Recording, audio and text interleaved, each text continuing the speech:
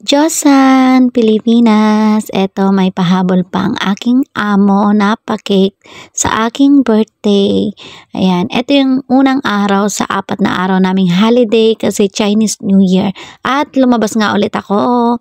Bali, pupuntahan ko yung isa sa aking kababayan sa Bicol, dito sa Taipu. At hindi rin naman kami madalas nito magkita kasi nga Sabado ang day off niya at kami naman ay Sunday.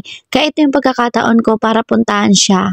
Kita-kita nga namin ay nag-lunch muna kami dito sa KFC bago kami pumunta sa galaan. Sa lugar naman namin sa Bicol ay hindi naman kami madalas talaga nito mag-jamming kasi hindi naman ako nag-i-stay talaga ng matagal sa Bicol.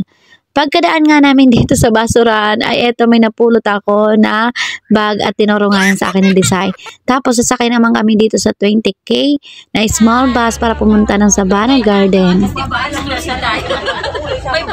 Medyo maikli na nga lang yung oras namin dito sa Sabana Garden kasi medyo natagalan kami sa pagsakay sa bus. Kakaunti na lang din naabutan namin tulips kaya naman nagmodel-model na lang ako.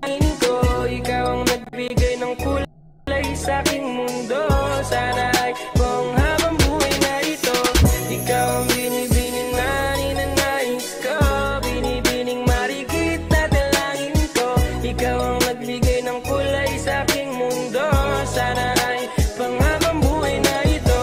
O binibining ko, ikaw ang nais ko, na makapiling sa Pagkatapos naman ng maikli namin pag picture-picture ay umuwi na kami kasi napakahirap sumakay dito ng bus. Kaya naman nag-taxi na lang kami at pagka-uwi ko nga sa tinitirahan ko ay may natanggap akong 2 ampaw.